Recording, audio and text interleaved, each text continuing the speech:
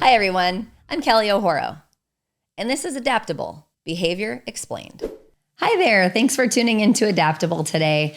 I love the movie Inside Out. I can't say enough about it. And when they came out with Inside Out 2, I was like, I have to do a show talking about the important concepts related to the emotions that emerge in Inside Out 2. So if you haven't seen Inside Out 1, definitely watch it and then grab Inside Out 2.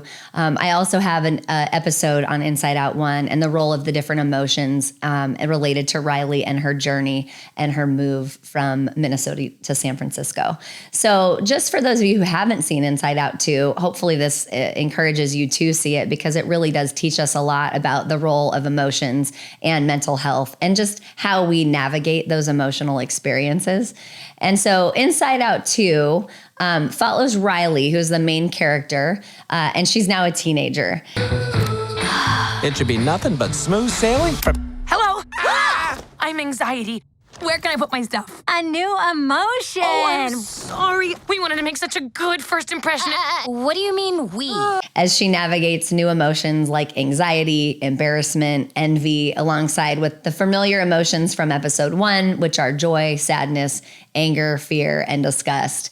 And one of my favorite parts of the movie is when you see the control panel change and you see the puberty light go off.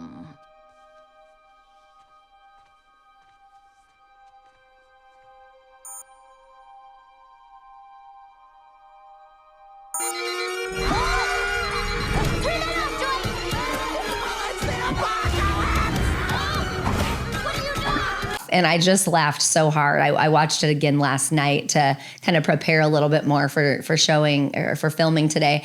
And I just remember thinking, and whether it's clients and their children or friends, or even when my own kids were during puberty, it's just such a roller coaster. And they do just a brilliant job just depicting this change, hormonally that Riley goes through. And so what we see in Inside Out 2 is her transition into puberty. And she starts to learn to become more autonomous. Family becomes less important, which is developmentally appropriate. She starts leaning more on friends and social outlets as part of her normal developmental process and connection. And so it just really does a beautiful job to depict her experience and her family's experience of her through this developmental milestone of puberty.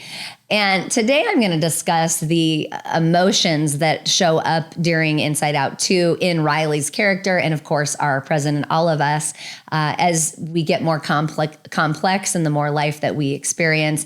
And I'm going to use research from Jaak Pinksepp and from Brene Brown. They are my two favorite emotion researchers and the people that I glean the most from when it comes to the purpose and function of emotion. And so what we see come into the movie are several new emotions. And first we have anxiety. Orange? Who made the console orange? Do I look orange? I didn't touch it. Orange is not my color. Not me. Hello, everybody.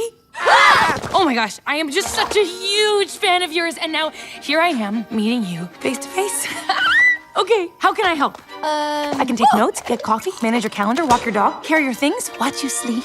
Anxiety is part of the fear system. It's crucial for anticipating and avoiding potential threats. And so we want to have some anxiety. I've never met anybody who has a master's degree or higher or who is successful in their careers that doesn't probably meet criteria for generalized anxiety disorder, quite frankly, because anxiety is a great motivator to avoid failure and to do well. It often stems from uncertainty and vulnerability. So anytime we're risking something new, we're going to feel some anxiety. And vulnerability is like the risk of emotional exposure without any guarantee. And so these emotions go hand in hand. And so recognizing and addressing anxiety can lead to greater resilience and courage. And again, just like all the other emotions that we talked about, we don't want to shove things away. We want to lean into the emotional experience, and we want to understand, what is it trying to help us with? How is it trying to protect us? What is it trying to teach us? And so in the movie, we see anxiety take over when Riley learns that her friends are going to attend a different high school, and it leads her to try and reinvent herself. And so she first obviously feels sadness, and then she tries to shove it away. And then she's she's anxious because she's going to this new school and she's like, what am I going to do if I'm alone? We all have a job to do.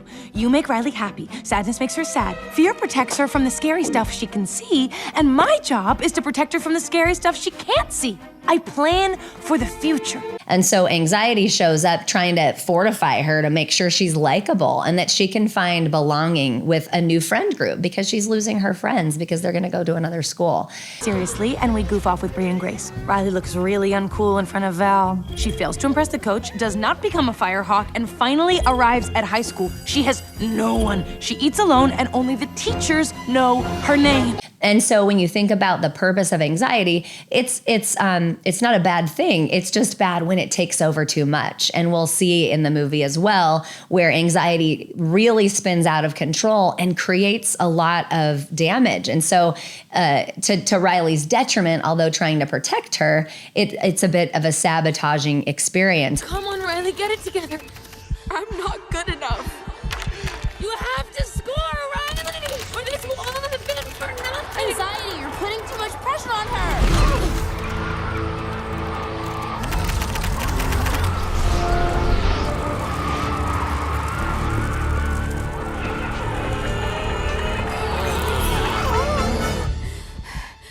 And so for those of you who struggle with anxiety, you might find that to be true, where you worry so much about something that it ends up being counterintuitive to the outcome you're hoping to gain. Next, we're going to talk about embarrassment. Okay, who's this guy? What's your name, big fella? That's embarrassment. He's not really big on eye contact or talking, but he's a really sweet guy. Well, welcome to headquarters, embarrassment. Oh, we're doing a fit. No. Oh, nope. Going high. Oh, you got a real sweaty palm there, buddy. Jaak Panksepp talks about embarrassment in that it helps maintain our social norms, avoid actions that could lead to social rejection, because we all really do better in a group. And embarrassment, it's a natural response to social mistakes.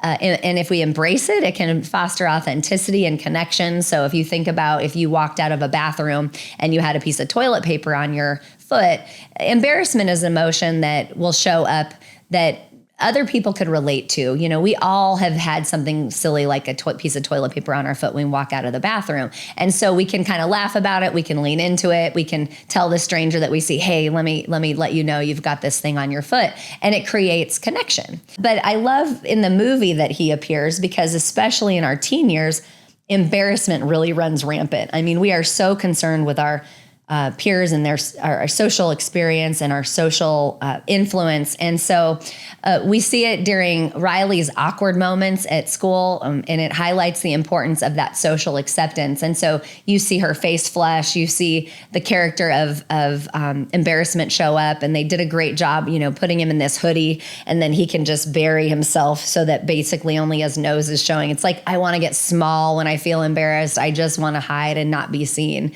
And so it's just a really important emotion to have more understanding about. And embarrassment is different than humiliation. It's different than guilt.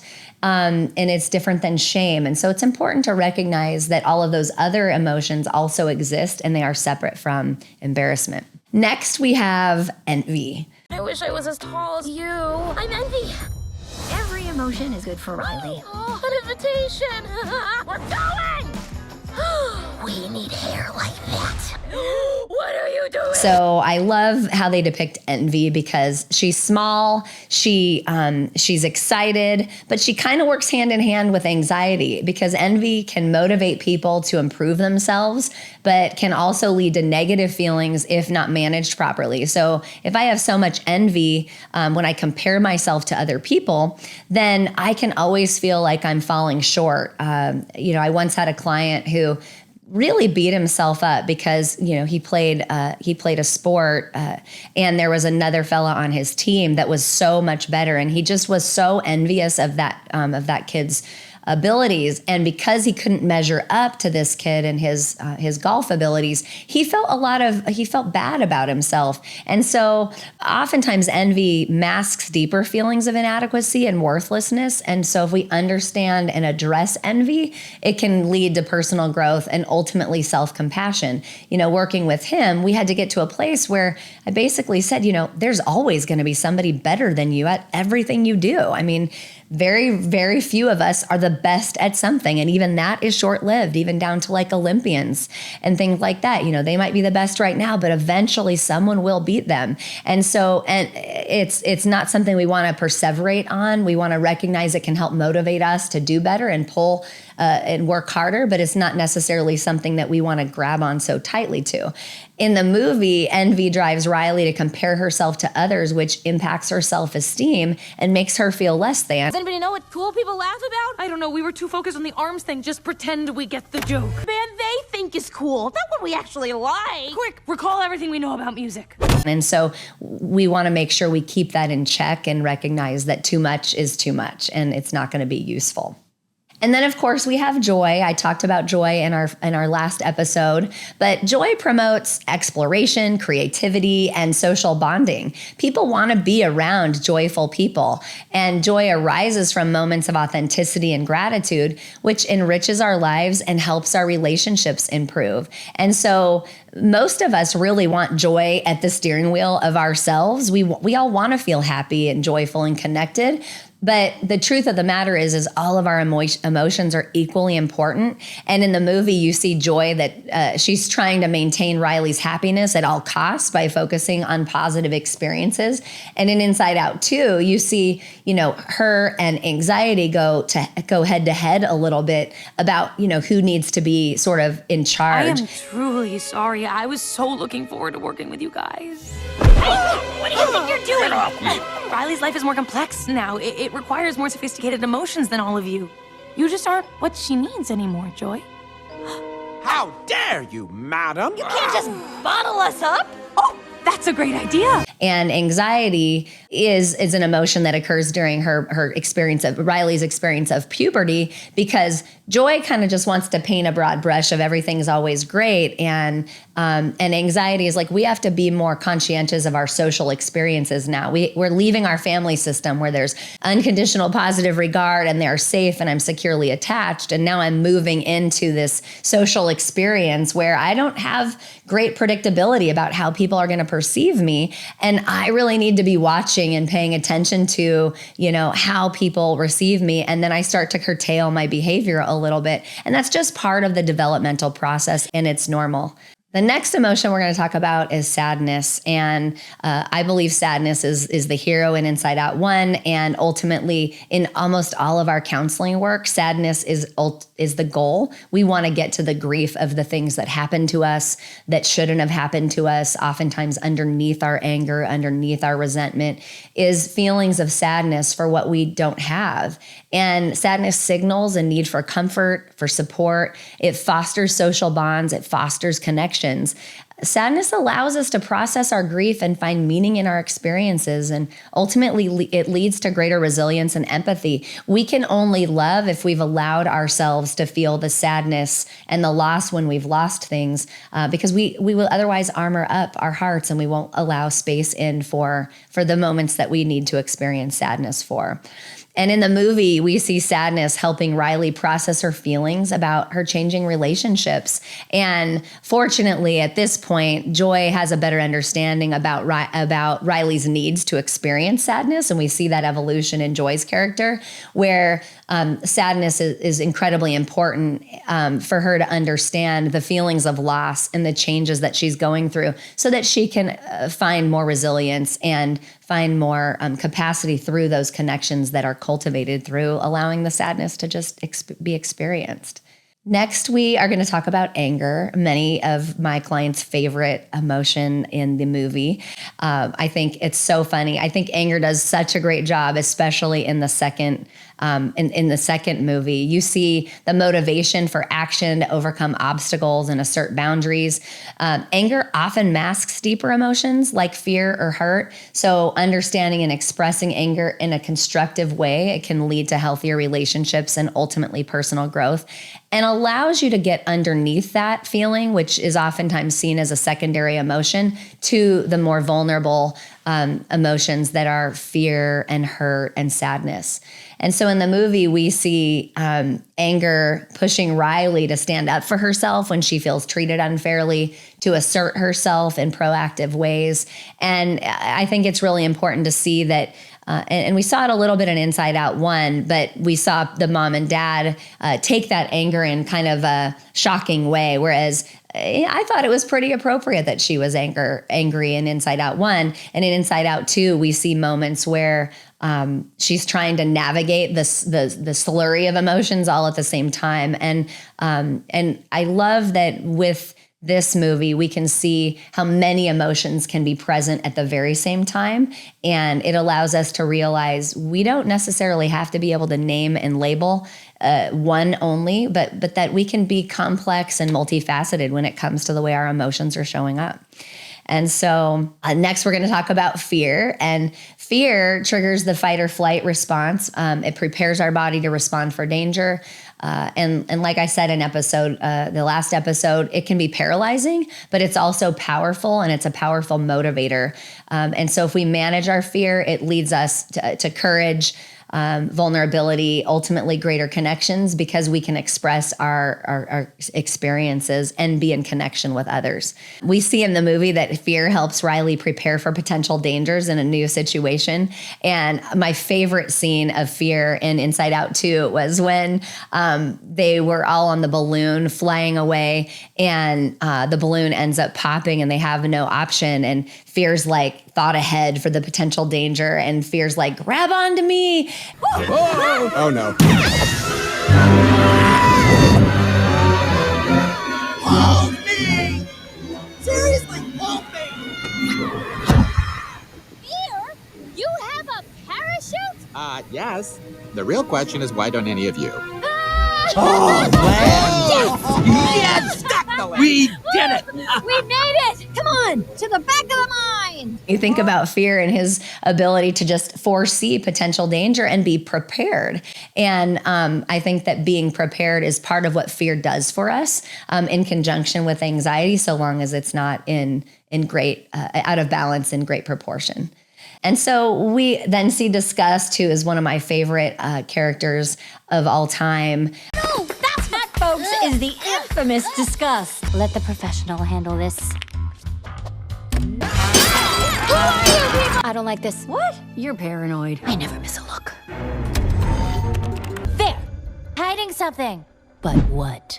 Disgust helps avoid harmful substances, keeps us away from things that are dangerous, spoiled, sour, helps us to maintain social norms. And it can also help us to see moral and ethical boundaries. You know, most of us feel the same way about certain behaviors.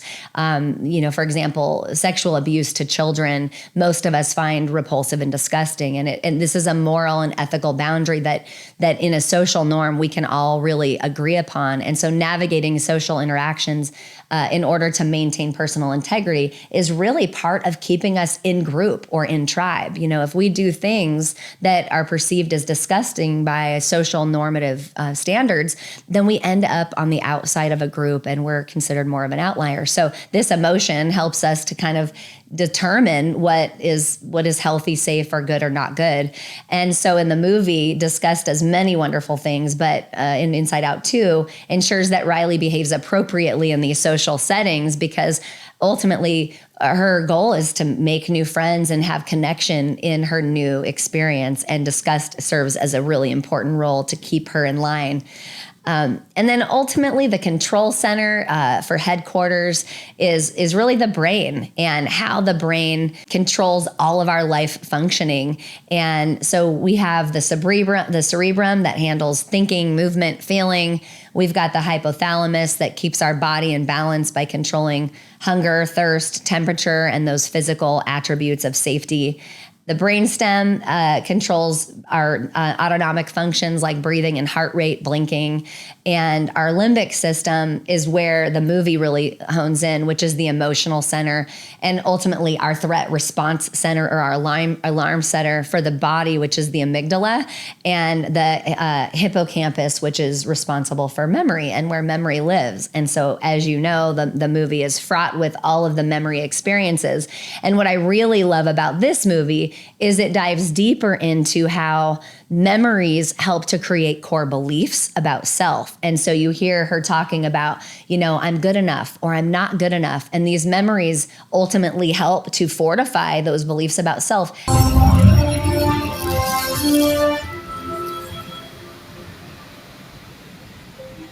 I'm selfish. I'm kind. I'm not good enough.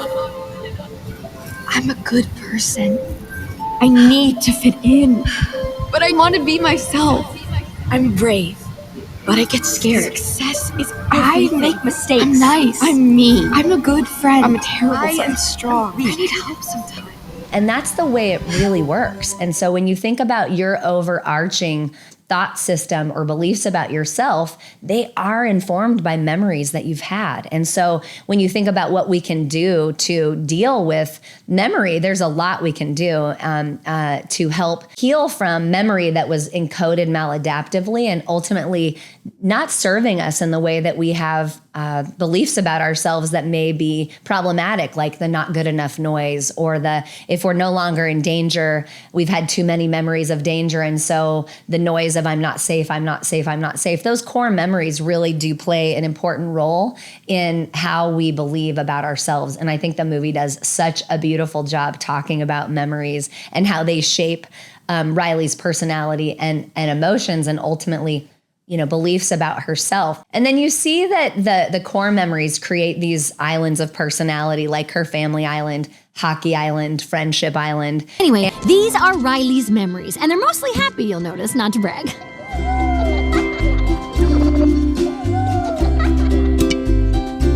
But the really important ones are over here. I don't want to get too technical, but these are called core memories.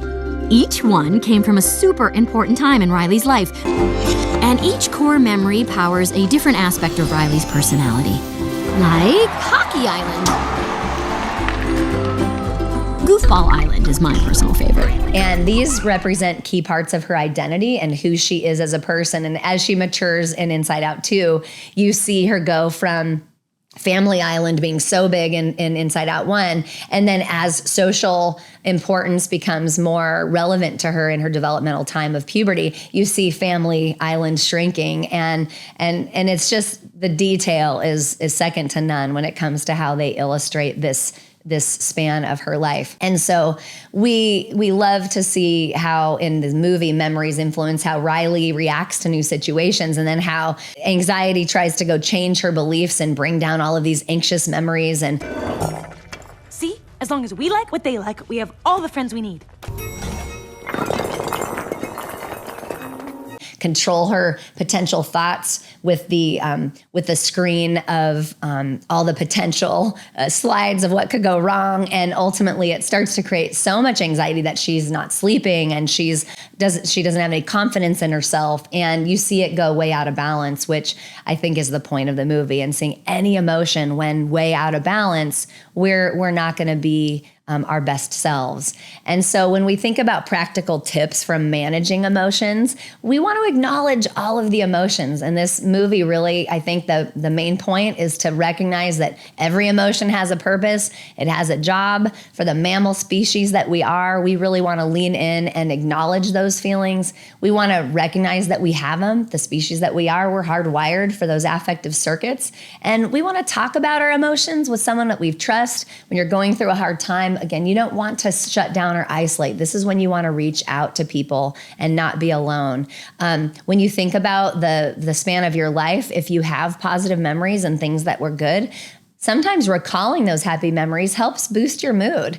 We want to recognize that the only thing that's certain in life is change, and understanding that while we go through change, especially if they're hard, feeling a mixture of emotions is okay and it's normal. And judging yourself if you're feeling a lot of emotions is not helpful, because when shame overrides, then we don't heal and we don't get through them. And so the best way to move through painful times is to allow the experience of the emotional experience to unfold as it needs to. And ultimately that helps us to maintain more balance and to get through rough times more expeditiously. And so some things you can do to maintain emotional balance are practicing mindfulness, meditation, staying active with exercise, maintaining social connections, trying to find times to be creative, and ultimately exercising those parts of your life that oftentimes are underutilized when it comes to the more creative side of things, and play and being silly and laughter and being free from constraints that are not about being spontaneous. We need to cultivate opportunities for all of those things. We need to make sure we set boundaries. We say no when we mean no and yes when we mean yes. Prioritize our self-care, our sleep, our diets, all those kinds of things, and downtime to just rest are really important. And then, like I said, we really need to allow for a balance of all of these things to be our best self and to have a foundation of emotional resilience and stability when we're going to be dealing with hard things, which, quite frankly, that's pretty much inevitable. Life is sure to meet us with difficult, challenging experiences. And so I hope that you're able to reflect on your own emotions and your own mental health, and that if you want some encouragement, really do watch the movie Inside Out 2. Especially if you saw Inside Out 1, prioritize seeing Inside Out 2. Maybe even watch Inside Out 1 again so that you can remember all the great details from it, and then watch Inside Out 2. There's so many beautiful lessons about the human condition and our emotional experience, and ultimately how to have more balanced mental health. So thank you so much for tuning in. I hope that you love the movies as much as I do, and make sure that until we meet again, you lead with love, because it'll never steer you wrong.